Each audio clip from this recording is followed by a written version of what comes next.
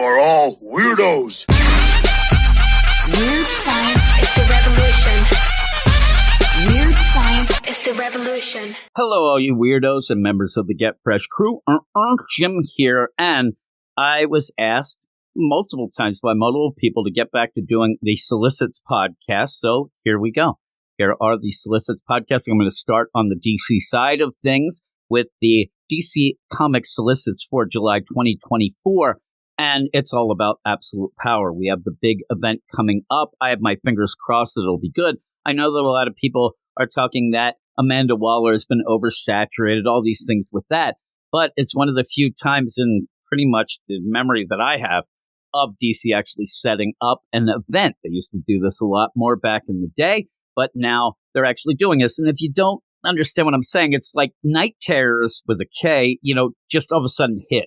Or say these other events like a future state type of deal was just, well, we need to kind of take out 2 months so that we can get caught up in things. So let's make this an event. This actually feels like it has some, buildup, some actual things that are setting up the event itself. And with that, I'm hoping that means that this event will be bigger, better, and more coordinated. I know people are probably laughing at me right now, but one of the things that will be able to be the telltale sign in my mind is if these tie-in issues, if these side issues, if they actually mean anything. Because I'm telling you, pretty much, even at Marvel as well, tie-in issues to events have become meaningless, and they are just nonsense. So we'll see. But like I said, it is Absolute Power all the time coming in July, and we're going to start with Absolute Power number 1. That seems like a good way to start. It's written by Mark Waid, art by Dan Mora. It's $4.99, and it's on sale July 3rd. Here is the solicit. The Trinity of Evil has won. Wait a minute, already? Holy moly. DC's epic summer event kicks off with a bang as the combined might of Failsafe and the Brainiac Queen has at last given Amanda Waller the ability to steal the metahuman abilities of every hero and villain on planet Earth. As chaos erupts in the streets and a massive misinformation campaign sways public opinion to her side, the founder of the Suicide Squad methodically targets each superhero dynasty one at a time, starting with Superman. But even in the darkest of hours, a resistance is forming, and Batman is out for vengeance, which he usually is. It's a shocking blitzkrieg across the globe, maybe even a bop, that is decades in the making, and will shape the course of the DC universe for years to come, as they usually say. Brought to you by the superstar talents of Mark Waid and Dan Mora. It all starts here. I'm hoping that Brainiac Queen says no more metas. That's what I think. But here's the thing, too. As we go through this Absolute Power, it does seem like a lot of books not ending, but changing creative teams, say in September, August, October. It does feel like at the end of Absolute Power, not only leading into what they say is the absolute universe, but I do think there might be a change of status quo in the regular continuity as well, maybe getting a bunch of new creatives on books, starting with new number ones, things like that. So that might be a little bit exciting. Not a reboot, just the fallout and those ramifications that will change the DC universe for years to come, they say. Maybe this time they're not lying. Maybe we'll actually get it, but that's pretty cool. We're going to move on to Absolute Power Task Force 7, number 1. I don't think it's V11. I would say it's 7. That's a weird deal there. Written by Leah Williams and art by Caitlin Yarsky. It is $3.99 and goes on sale July 10th. Super No More, it says. Well, I guess if you're going to do that, it'd be good to have Leah Williams writing it, right? Oh my, that is commentary. With the assault on Metropolis's heroes complete, Amanda Waller's latest living weapon, the Last Son, sets his sights on the other most powerful supers in the DCU, the Marvel family. Will their combined powers be enough to survive this terrifying threat? Well, they better get the Shazam up and running before this then, which I'm kind of guessing might be in the next Shazam book then, but we'll see. In this bi-weekly series, we'll see the Absolute Power event through the eyes of evil, as told from the point of view of the Trinity of Evil. We're going to continue with number 2 of that Absolute Power Task Force 7, number 2, written by John Layman, art by Max Rayner, $3.99, on sale July 24th. Atlantis now has a new ruler. Long live Depth Charge.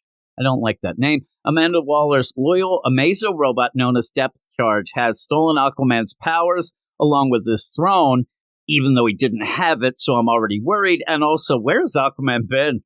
Just hanging. And now all Atlanteans must stay in line or risk having their powers taken as well.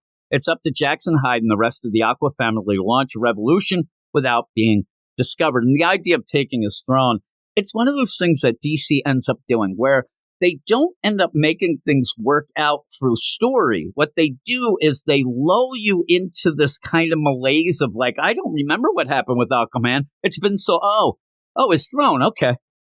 Because he doesn't have a throne. He doesn't have it. But we'll go to the next one. Absolute Power Task Force 7, number 3, written by Jeremy Adams, art by Travis Mercer. It's good to see Jeremy Adams involved.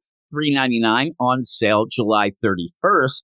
And that shows you that it looks like there may be an annual week in July. I'd have to check that out. But after capturing and absorbing the powers from the JSA, Jade Stone is compromised by Green Lantern Alan Scott's willpower. Suddenly faced with the concept of free will, does Jade Stone continue to execute Waller's orders or have a change of heart? Meanwhile, the remaining JSA members attempt the rescue mission to retrieve their teammates and escape to the Tower of Fate. That's where the hell I'd go.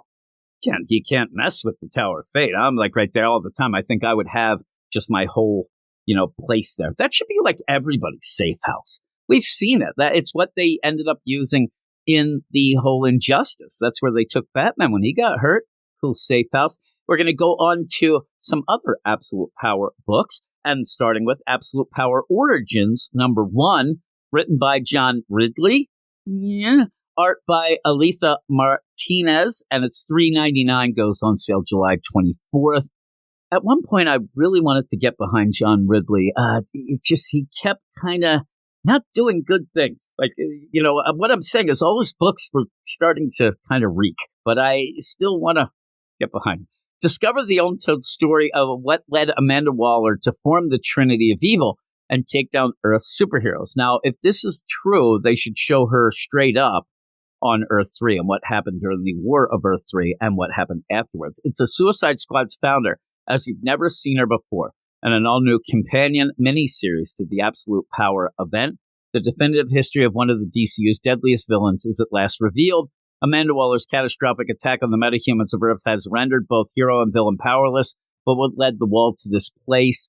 I have a feeling it's going to be more nonsense. Like, what really seemed to do this was that War for Earth 3 and things where she was trying to gather up a team. It was where they were doing that again. Wonky thing of, hey, we're sick of, the heroes never changing, even with reboots, and we all get screwed, but whatever. We'll see. Maybe that's what it'll be about.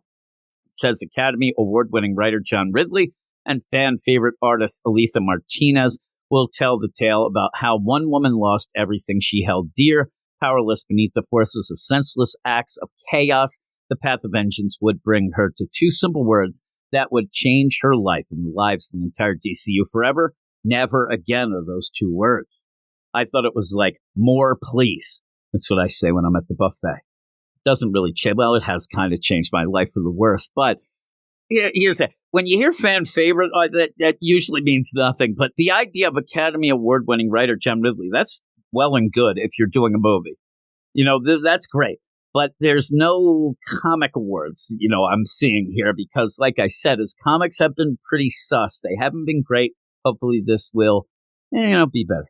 Maybe it'll be better. We'll keep our fingers crossed. That's kind of the theme of all this. We're going to go to now actual individual books that then will be tying in to Absolute Power, starting with Superman, number 16, written by Joshua Williamson with art and cover by Jamal Campbell. Jamal Campbell back for the attack, $4.99. And it goes on sale July 17th. Absolute Power tie-in and the return of Jamal Campbell to the superhero series. It says, see, I beat them to it. Superman is down, but not out. Waller and her forces are winning, while the Fortress of Solitude has become the home base for the survivors. The injured and powerless Superman must go on a dangerous mission into ... the magical realm. But he doesn't like the magics. Oh, but he's not powered, so I don't know. Guest starring Zatanna. That's cool. Zatanna in a Superman book. Who would have thunk it? Who would have thunk it? again, when we're talking about this, it's been kind of alluded to and even straight up said that Amanda Waller is making Amazo robots. I believe now that's fully what she was doing at the end of this past week's Titans. And they're going to start stealing the powers, rhyming and stealing. Oh, my goodness gracious. What are we going to do? And maybe that's the status quo going forward after this whole thing. You know, handicap all the heroes so they don't have powers. That's what I want. Better not be that, please. Wonder Woman number 11. Speaking of powerless, written by Tom King and art by Tony S. Daniel and Balin Ortega. It is $4.99 and goes on sale July 17th. Waller's War. Wonder Woman's quest for the truth is placed on hold. Wait, is she going to the Space Mall again? What is it, the Flash's birthday? Oh, I know what she'll get the Flash. She'll have him go back in time to witness his mom's death. Oh, no, that's not what they do. As she comes face to face with Amanda Waller's latest toy, or maybe her toy boy, not a toy boy, a Task Force 7 robot ready to take all her powers for good. See, that's where things get a little wonky with what powers can be taken and what not. You're a demigoddess, you're this, you're that. I don't know. Do the Justice League Dark. Ooh, have enough tricks up their sleeves to save our Amazon princess. Find out as this tie into Absolute Power begins. I know Tom King's going to do something to Bobo that we'll all never be able to unsee. That's my guess, but we'll see. We'll see what goes on. She's going to put that, whole quest for truth on hold, right? Is she ever going to get to try to find that Amazon? Maybe that's what's going on, because she was going to investigate the idea of the Amazon who killed the 19 guys or whatnot. Then she's, doing a Make-A-Wish. Then she's going to the Space Mall. Then she's doing that and this. I don't know, but she's going to put it on hold. All right, the next one is Batman number 150, written by Chip Zdarsky with art by Jorge Jimenez and Denny Cowan. Pretty cool. And you'll see in the solicit. I did see this earlier. $5.99. Holy moly. I mean, Denny Cowan, he's going to come, but he ain't coming cheap. It is on July 3rd. And by the way, my birthday. So what a birthday gift. What a birthday gift. A milestone issue featuring art by the legendary Denny Cowan, who did the question, obviously, and series regular Jorge Jimenez. When a 2-bit crook uncovers Batman's true identity, he becomes the most dangerous man in Gotham City. Can Batman stop him before it's too late? Does he even want to? Boy, that doesn't sound like Absolute Power, does it? Oh, wait. Plus an Absolute Power backup story by Chip Zdarsky and Mike Hawthorne, teaming Batman and Catwoman in the heist of their lives against Amanda Waller. I think they're going to try to steal her heart. Not like Heartless, though, because if that happened, then Nightwing would have to ignore them for 2 years, and you don't need that in the books, right? That is it, I guess, for the Absolute Power, because we're going to move on to Joker, the World. Written by Jeff Johns, David Rubin, Torsten Strader, Enrico Brizi, Felipe Castillo, Alvaro Fong Varela, Stefan Corpriva, Metin Akduljer. I'm telling you, I'm not even halfway through these. Satoshi Miyagawa, Inpyo Yang, Mateus Timarchi, Dr. Ejab Gaius. Oh my, Dr. Ejab Gaius.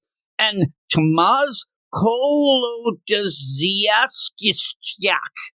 who right now, I'm telling you right now, that guy, he needs to borrow a vowel. He has a bunch, but he still needs more. That's just the writers. Here goes the artist. Drum roll, please.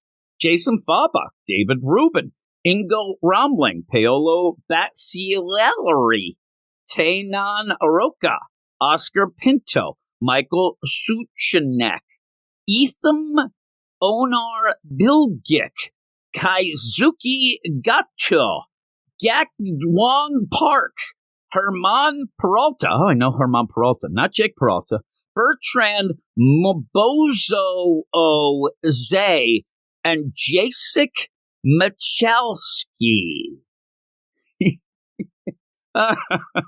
Why did I just say a lot of people from around the world? Hey, rewind this. A lot of people from around the world. Oh my goodness, it's $24.99. You are paying for each continent in there. But it is 184 pages and it goes on sale September 17th. Why is this in here? Hey, what are you doing? I'm telling you right now, if this continues and this solicit is in August, I'm not reading those names again. Why? Gotham's Clown Prince of Crime goes global in this worldwide anthology, Joker of the World. This 184-page book will feature Joker stories by creative teams from 13 different countries. And believe me, you'll know when Jim tries to read those names, showcasing how the Joker has truly inspired chaos on a global scale. This original Joker project launches worldwide on September 17th, 2024. For some reason, it's in the August solicits. And the complete anthology will be localized to the following international territories. We got Spain. I got to hit the dings. We got Spain. We have Germany. We got Italy. Brazil, Mexico, Czech Republic, Turkey, Japan, Korea, North America, Argentina, Cameroon, and Poland. All in there. And then you get to the solicit. What does the Joker do when on holiday in Spain? How was he inspired to others to follow his footsteps, creating Joker duplicates in Germany and Turkey? How does a Joker in Cameroon find inspiration? Probably by looking at Turkey. Only the top writers and artists from each country can tell these stories about the world's best known villain. I'm so angry right now that I have to read this. Who happens to have a movie coming out in October. See, we're just throwing things out. I wonder what's happening in December. Right? December. Ay. I'm not reading that again. maybe I'll actually work on those names. Actually, I'm telling you right now, I think I did a decent enough job. For all these names, I mean, Dr. Ejab Gaius, spot on. Spot on. Some of the things, too, I want to tell you. More umlauts and like things like than a Motley Crue album. Holy Christ.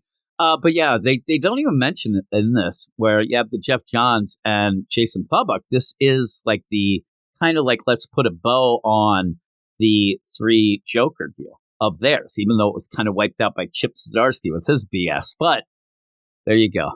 Names, people. From the Vault, Death in the Family, Robin Lives #1 is next. And I just want to spell this out. This is the name of it. From the DC Vault, Death in the Family, Robin Lives #1. More colons than my last doctor's appointment there. What is happening? These names of these things are terrible. First off, what you put here is maybe Robin Lives #1, a Death in the Family story. Something like that. Straight from the vault. Written by J.M. DeMatteis, art and cover by Rick Leonardi. I like both of them. $4.99. It goes on sale July 10th. I'm wondering if that continuation where they had, we're going to continue as if Robin lived, that sort of thing. And people seem disappointed at that. It was only a couple pages. Now they're going to give you the story. I think maybe, you tainted the well a little, but we'll see. In 1988, DC fans made a seminal choice in the history of DC publishing. I said seminal. Voting to kill off Jason Todd's Robin in the Death in the Family storyline. I heard that was rigged, by the way. Now, for the first time, we want to find out what would have happened if fans had voted to let him live. And it begins with the murder of the Joker.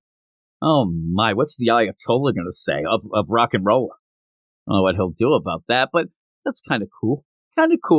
Here is the next one that I didn't know was coming out and was kind of surprised. Dark Knights of Steel All Winter, #1, written by Jay Kristoff and Tom Taylor.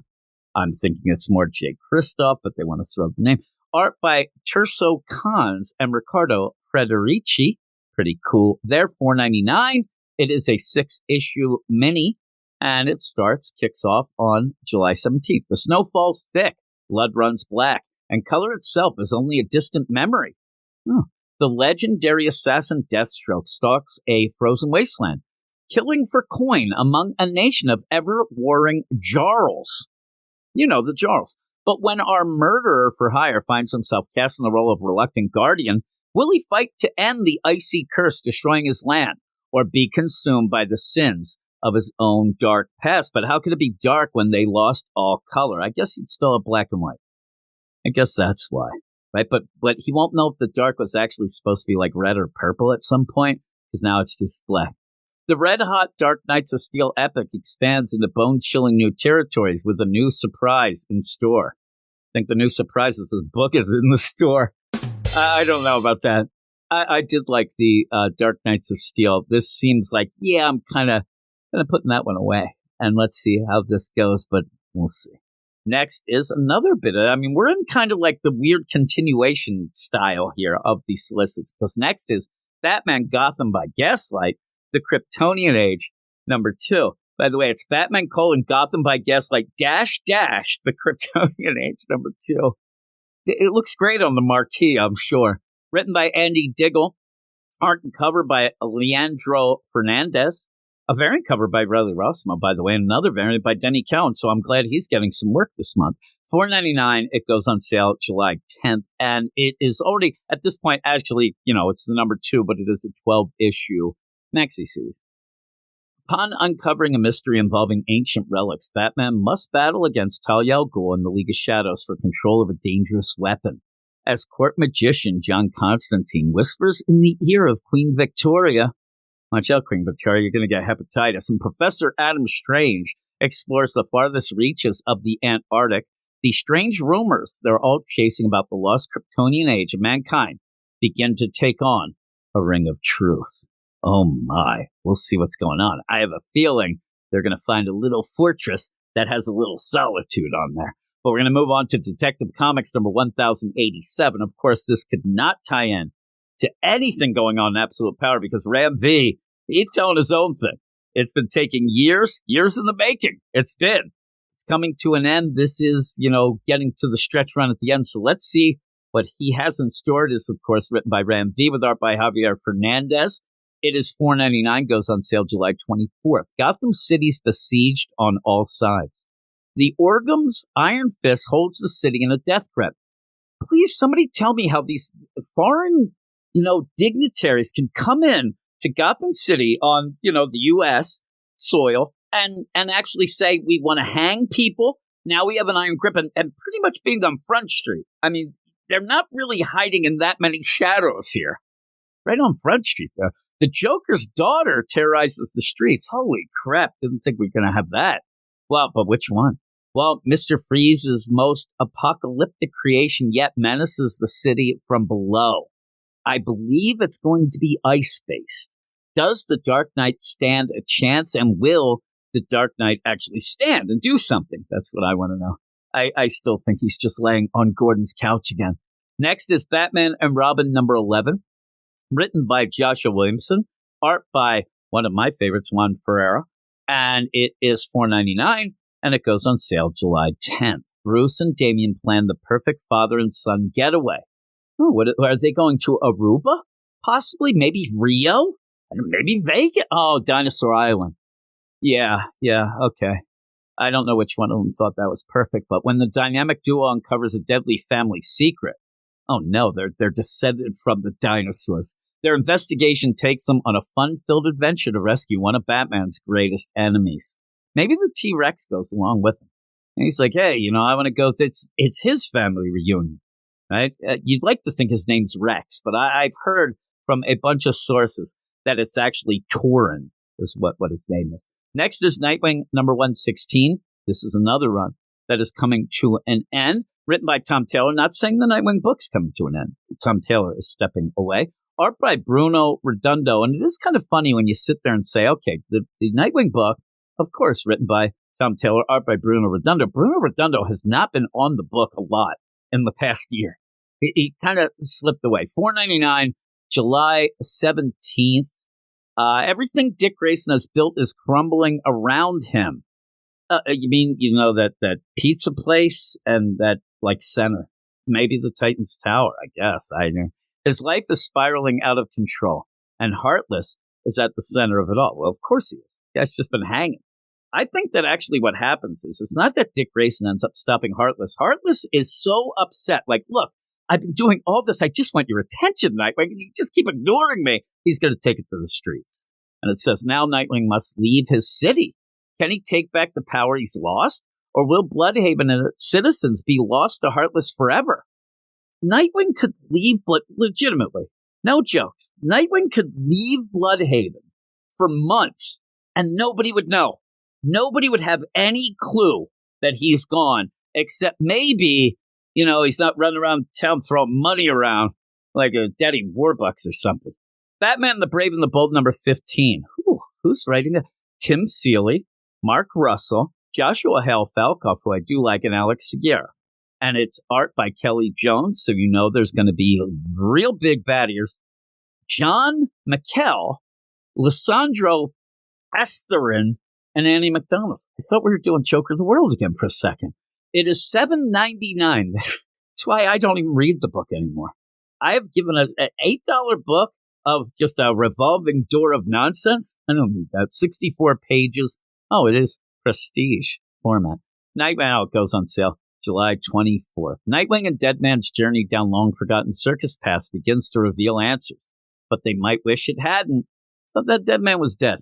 Both Booster Gold, really, even saying that angers me because that's what happened in the Clone-Rad's Wonder Woman. Like, how does that happen? I don't get it. Booster Gold, and actually I think it also happened in the Night Terrors, right? I think it was more Night Terrors. I'm blaming the Clone-Rads only because they wrote one of the worst dead men ever. So he deserved to die.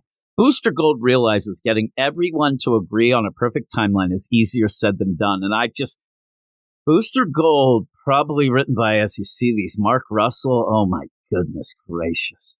Holy moly. The satire that we'll be rolling and holding our bellies, chuckling at. I can't even imagine. And even if he doesn't, if it's not Mark Russell on it, I still want to pretend it is. Batman and Guy Gardner face the secrets of the universe.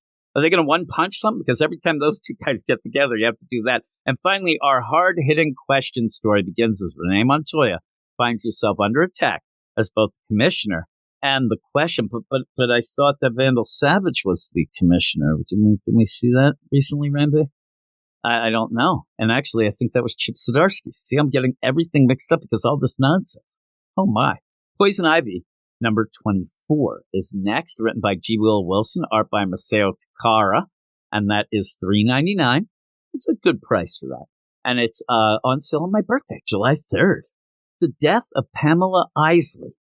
Are we going to have, like, in the next solicit, it's like, Pamela Isley's dead, long live Pamela Isley, like that stupid thing. Dr. Jason Woodrow, the Floronic Man, a.k.a. Fluoro. I'm not calling him that. Is anybody going to call him Fluoro? I'm not. Has stacked the deck in his favor. See, that's not a plant pun. Stack the deck. It's like he's, spread his roots. Something like that. Neither Ivy's powers nor her allies are enough to put an end to Fluoro and his devilish plan to turn Ivy's victims against her. Fluoro. Isn't that the guy that does that ProFootball.com? Pro Football Talk? No. As time and her own supply of blood runs out, one thing becomes apparent. To bring the outbreak of the parasitic fungi, Ophiocordyceps lamia, to an end. Are we back in Jokers of the World? Poison Ivy will have to kill both her own creator and herself. This is like, it seems like a solicit from issue 2. It's all coming back. Circle of Life. It is Ophiocordyceps lamia. Fluoro. Ooh. Harley Quinn number 42. I haven't read these ahead. Some of these things I'd seen on some news things and whatnot, but I haven't read ahead. I'm going to read this Harley Quinn solicit. If it starts talking as if it's Harley Quinn giving the solicit, I will end the solicit. You can go and find out about it yourself because I'm not here for nonsense. Written by Tini Howard, art by Natasha Bustos. It's $4.99. It goes on sale July 24th. I know it's going to do it. I just know it. Here we go. Let's be honest. I ain't always the easiest. Okay, we're going on. Move on. Red Hood the Hill number 6, written by Sean Martinborough, art by Tony Akins. And you know that I'm mad at something if I actually would rather read Red Hood the Hill solicit, because that book stinks. But here we go. It's issue number 6 of 6. It ends $3.99, July 31st. See, it's got me. I do appreciate that Tini Howard got me fired up again. I was kind of, I was fading. It's been problem after problem since Jason Todd took up residence in the Hill. Madmen, megalomaniacs, and monsters have menaced Red Hood and his allies constantly since his arrival. I'd ask somebody, nobody's reading this. This is a continuation from a continuation, and each step of the way it seems to get worse. worse. But he and you, dear reader, can't prepare for what comes next. Can Red Hood be the savior his new city needs, or will the Hill go to hell? I hope it does and never comes back. Don't look back, the Hill. Find out in this climactic finale. Yeah, I'm not gonna. I'm looking back up at that. This Harley Solicit, that it's like, you should see how long this thing is. Holy criminy.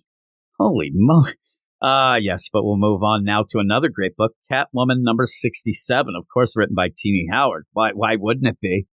Art by Carmine D. Giandomenico, and it goes on sale July 17th. It's $3.99, ripping you off with every penny. 9 Lives enters its penultimate chapter. Can't we get 9 Lives out of that and just say Catwoman? Teenie Howard. I love Catwoman. That's the only reason it remains on the show. Our podcast, because we dropped Harley, and I love Harley as well. Why do they want to punish me? I get a lot of crap for saying to people that I really like Harley and Catwoman at points. Those are 2 of my favorite characters, and I can't even enjoy them at all. I have to grit my teeth. Selina's journey has brought her everywhere, from the deepest reaches of the ocean to the cold vacuum of space. Everywhere. We've also gone to the treacherous nonsense of Teenie Howard's mind. But she's out of places to hide. I didn't know she was trying to hide. These 9 Lives deal was supposed to be this bucket list of things she needed to do, even though going in space was just a reaction to this freaking Catwoman Squad deal. With enemies closing in all around her, there's only one place left to go. Home? Prepare for the fight of Selina's lives, as the White Glove launched their attack on Gotham City. The White Glove. All right, White Glove, it is great. Birds of Prey number 11, everybody. I hope this book gets better. This is another one that I give it a wide berth because I like the team, and I do like Kelly Thompson. Again, something that I get crap for all the time, but I do like her because occasionally she gives us something really good. You just have to wait it out. You have to lay siege on the city of her writing. And for a while, it's going to be tough. It's going to be tough going. You're going to run out of food. You're going to be looking at your guy there in the trench like you look a little tasty, but eventually she'll get that like a big turkey dinner. And it's art by Gavin Guidry and Javier Pina. And it's $3.99. It goes on sale July 3rd, my birthday. Thank you. Happy birthday to me. The Birds of Prey's personal failings threaten to turn an advantage into a disadvantage as they search for Barbara continues to be more fight for their lives than search for Oracle. Oh, and there are dinosaurs, it says. Oh, thank you. Especially didn't do like there's going to be, I don't know, dragons, dinosaurs, and bears. Oh, my. Do that play? Again, some of these solicits, when you're reading the solicits, they're months ahead, and you're like, okay, the book's kind of stalling here, let's go. And you get a solicit like that 9 Lives bullcrap, and then this, and you're like, what are they doing? Why? The Penguin number 12, written by Tom King, art by Raphael de la Tour, $3.99, July 24th, and this is the final issue. They did announce a little bit later that it was a 12-issue maxi. Big surprise for Tom King, hoping that they say the same thing with that Wonder Woman book. But Oswald Cobblepot's master plans for Gotham had him feeling like he had the whole city in the palm of his flipper.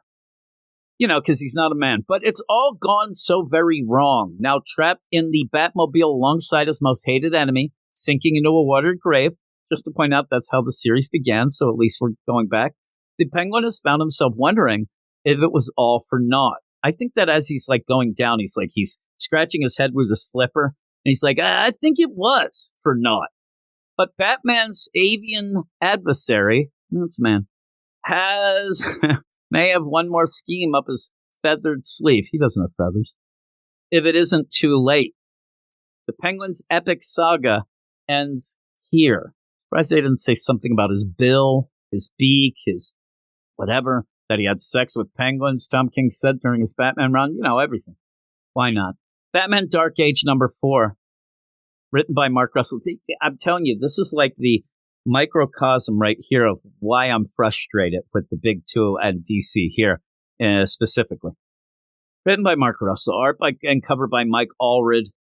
$5.99, goes on sale July 24th. I'm also realizing now that I'm cursing and ruining everybody who wanted me to do this. Batman's world begins to grow as the people of Gotham realize they only need a costume to justify their problematic behavior.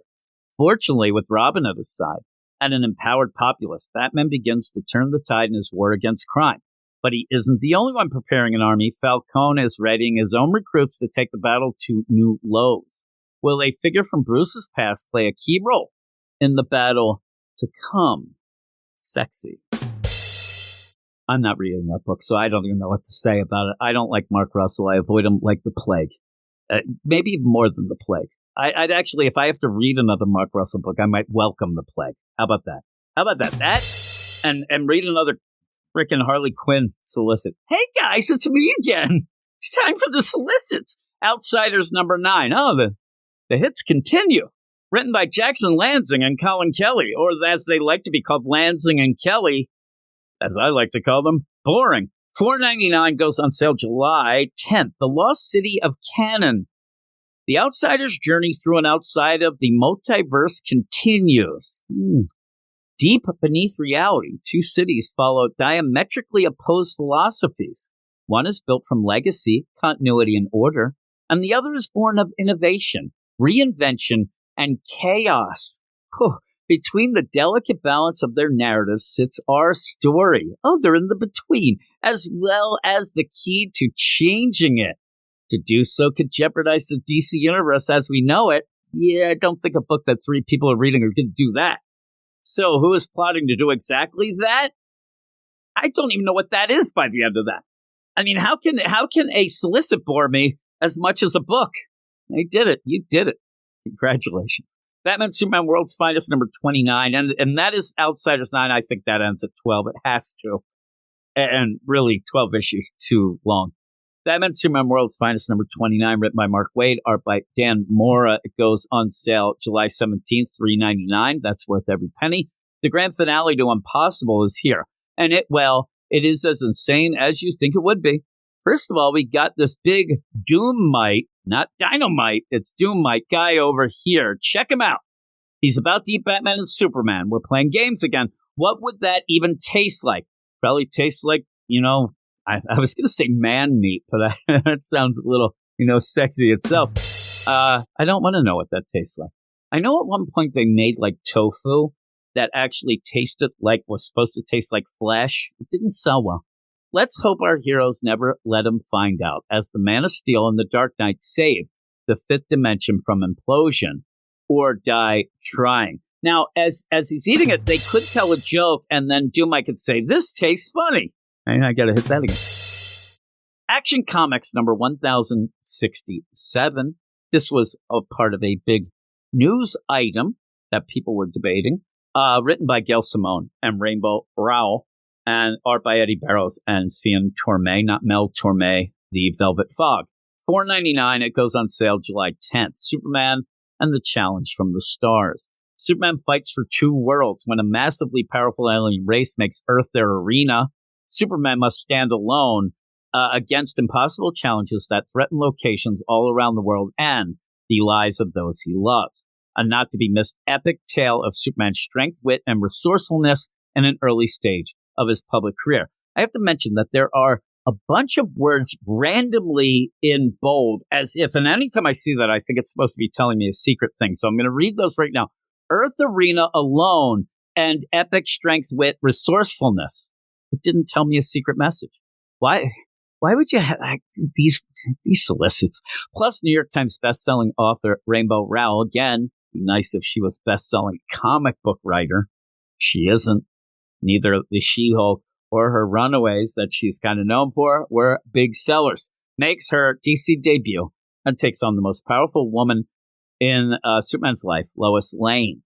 Thought it was Supergirl, but it's Lois Lane. She's always getting involved, right? Always getting her fingers involved. I don't know why I said that way. Power Girl number 11. I thought we had enough of Leah Williams in that whatever 7 book, but here we are. Written by Leah Williams, art by Eduardo Pansica and Julio Ferreira. It is on sale July 24th for $3.99. Forever Alone. Dating is hard. It really was when I was a teen, I'm telling you. Yeah, both ways. Especially if you're Metropolis's breakout hero. Power girl. Breakout hero.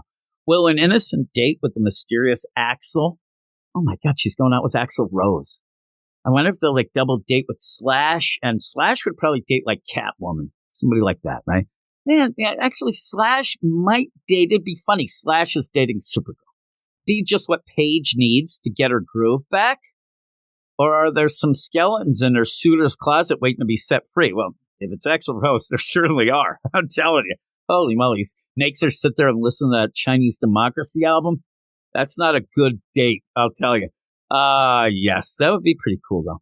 Shazam, with an exclamation point, number 13, written by Josie Campbell. Art by Mike Norton. And it's $3.99. It goes on sale July 3rd. That day sounds familiar. Where in the world is Billy Bats? Oh, yeah, I remember. That is Tom Cruise's birthday. Freddie and Mary hit the road to track down their teenage runaway brother. Oh, no. Billy has run away, but little do they know he's hiding right under their noses. It'd be funny if they, like, right there, like on the top of their lip. He's small. In the subway.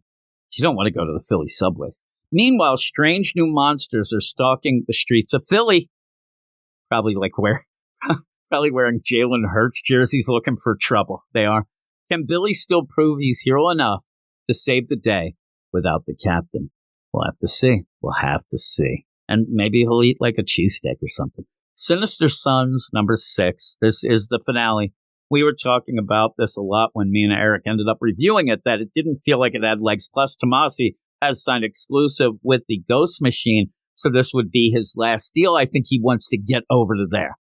It's not been great. I just don't think there was enough setup and interest in Sin Son and Laura Zod. I mean, when Laura Zod's the one that you're like, I mean, he's the winner here. As Sin Son? Please. Written by Peter J. Tomasi. Art and... Oh, my God. I almost choked. Art and cover by Vasco Georgiev. I almost choked at the gloriousness of Vasco Georgiev's name. $3.99. It goes on sale July 10th. The truth of Sin Son's origin is at last revealed.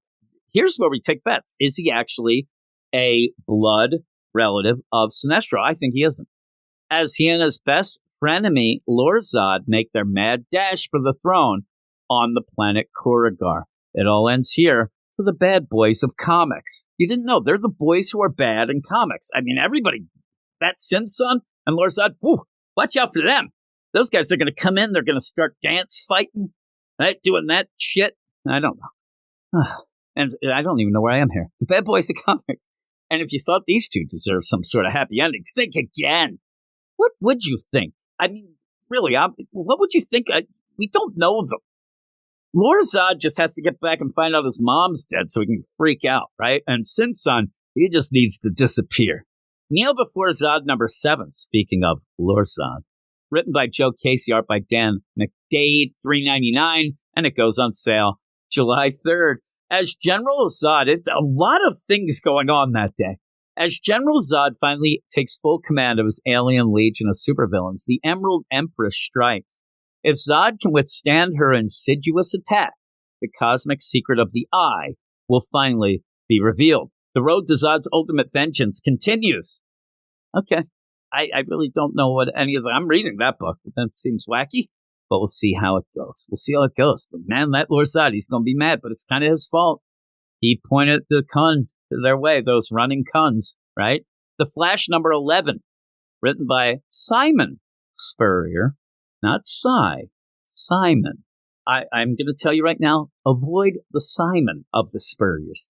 Art by Ramon Perez, and it's $3.99, goes on sale July 24th. And boy, I would love to have it say, in this penultimate issue of the Flash run, and would probably say something like this groundbreaking Flash run. That's definitely how they'll term this Flash deal, because what I do is when I get an issue, I read it, I get out my shovel, break ground, and throw it in the pit, and then cover it back up. That's what I do.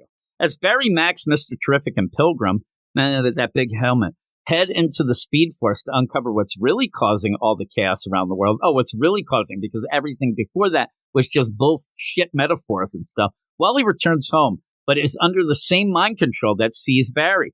Meanwhile, Linda finally meets the Resident, the being Wally turned to while trapped in the gallery. Remember the last issue? Because we have an issue coming up this week, but that last issue when he's like, oh my God, what's that? And it ended up, it was a statue and it made me giggle. Next is Titans number 13.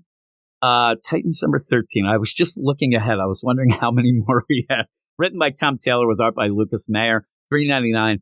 Goes on sale July 17th. And I'm sitting here and all these things, I kind of get haven't had a lot of July 17th in my mind, but I'm probably wrong.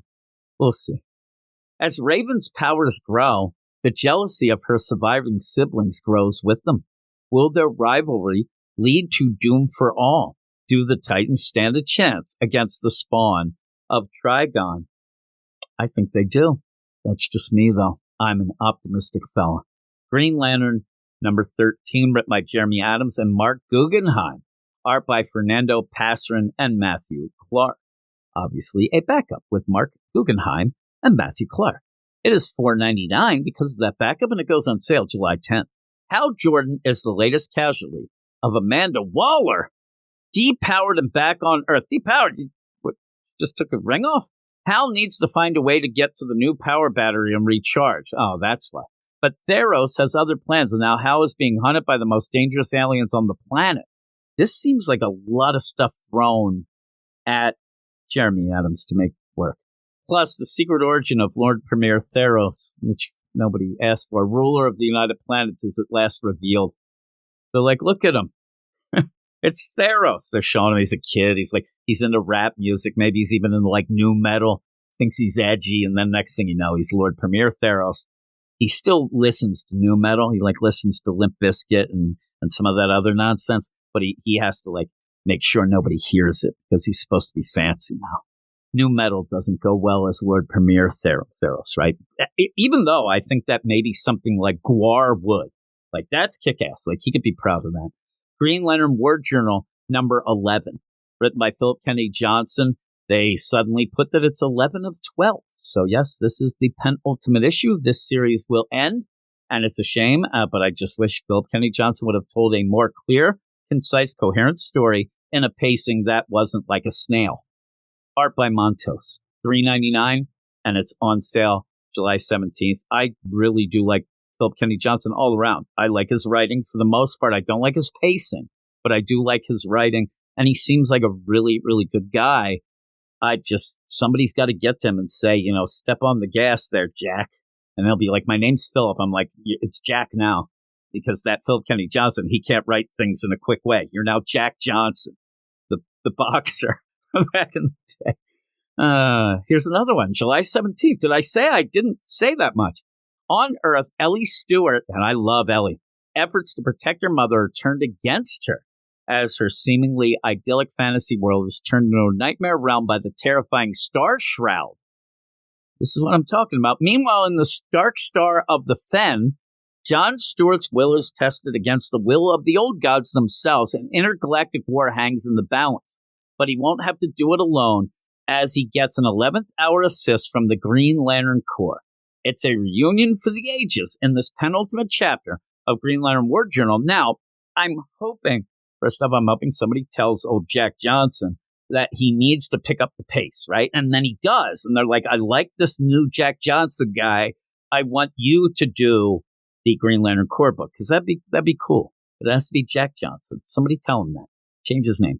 Green Arrow number 14. Not written by Jack Johnson. It's written by Joshua Williamson with art by Amin K. and Nuapalan.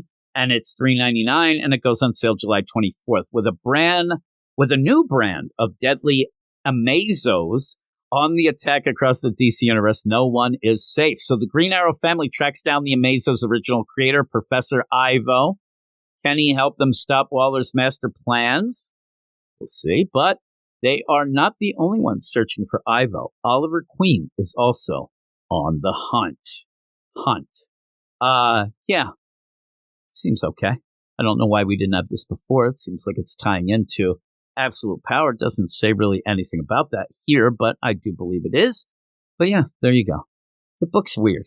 The book is weird. I get so excited for each issue, and then I always feel like I didn't get enough, or something's wonky. Things like that. The last solicit of the show. Blue Beetle, number 11. We saved the best for last. It seems like this is the last of this series, a series that I think went on too long. And really, Josh Trillo, not one of my favorite writers. He writes it, art and cover by Adrian Gutierrez, $3.99, July 3rd. It figures. Poor Tom Cruise. Jaime Reyes has found himself since becoming Blue Beetle. Jaime Reyes has found himself since becoming Blue Beetle. Thought he was finding something else, but he found himself. Just like when I was a teen. I was into like philosophy and self-improvement is what I meant. I didn't mean that. He's made new friends, saved the world, and found a new place to call home. I mean, haven't we all? That's what I like to call college. As he struck out on his own. By the way, I didn't say anything about studying or like academics. That's not college. College is when you save the world, meet new friends, and find new places to call home. Maybe get drunk a little too, especially when you didn't drink beforehand because you were a good boy. But then the first night of college, you went there and you ended up getting so drunk you couldn't find your way back to your dorm because you were only there one day, had no idea where to go. Yep, that was me. So what's the next for Blue Beetle and the rest of La Familia Escarabajo? I don't know. I don't know. I think what's next is hopefully Josh Trillo not writing you. And here's the thing is, since this is the last one, he did that thing that drives me nuts. He tapped into something that could have been big. The other scarabs, the other different colors. First off, he ends up trying to be fancy with the names. He could have just called, you have Blue Beetle. If you're going to then have an orange, yellow Beetle, you just go with, what got you there. Go with the easy deal. Don't sit there with your dynasties and your this. Everybody had 6 names, all that bull crap. But you could have had pretty much a Blue Beetle core that you're setting up. But he got so involved in weird stuff on the side. There were so many characters that weren't named Blue or Beetle. You had so many other characters that weren't these new deal. Starfire's there for no reason. Justice League shows up. You have this, that. Boy, it could have been something, but it wasn't. And now it is done. And really, it didn't deserve to go 11 issues. It didn't even deserve to come back from that graduation day, to be quite honest. And if you do disagree with me, that's fine. But when you get, the thing because, the movie's coming out, but it didn't have anything to do with it, just nonsense. But we'll see. We'll see if he puts the toys away. Because I don't even know what toys he's playing with half the time, but we'll see. What happened to that Crimson Scarab? Blood Scarab, Crimson Scarab, Red Scarab. This is what I'm talking about. Sounds like some crazy rap song or something, back in the day or something, by like, let's do the dinosaur nonsense. I don't know. I don't know what I'm saying. It's where my mind, I'm still, as I say everything since, I'm still thinking about that awful Harley Solicit that day. I remember because when I was doing the Solicits podcast before, and it's been about a year, I think, since I've done them, it was doing that nonsense then. And every time it would sneak up on me and jump scare me into wanting to punch somebody because it's just awful and it's just stupid. It's not funny. Just give us what the stupid thing is. And anyway, these Solicits, while some spoil things, some just say bullcrap that doesn't mean anything. And you can kind of get the deal. Here's a little hint. When you end up having writers who you can tell don't really think ahead, the Solicits mean nothing. And because they don't know. I'm over at the Marvel side of things, that's definitely Dan Slott. The idea that you think that 3 or 4 months ahead that they're going to have any clue if even he's going to be writing it or if Christos Gage will, you never know. But here we are at DC. So we're going to end this. Thanks, everybody. Thanks for making me read these things. Thanks a lot. But I do enjoy it. I like to go through it. It's one of those things that you don't really have to think too hard. You're just reading. Reading is hard, they say. But it is kind of fun to poke a little fun at these things. It's supposed to be kind of in good spirits and that sort of thing. But thanks, everybody. I hope you enjoyed this. We'll try to keep doing it each month. Now, also, just as an aside, I will be doing the Marvel ones as well. And the Marvel ones are like 18 times this because DC has, thinned out the herd of their books. Marvel is not. They didn't get that memo, so we'll see how that goes. But thanks, everybody, and I'll talk to you all later. You are all weirdos.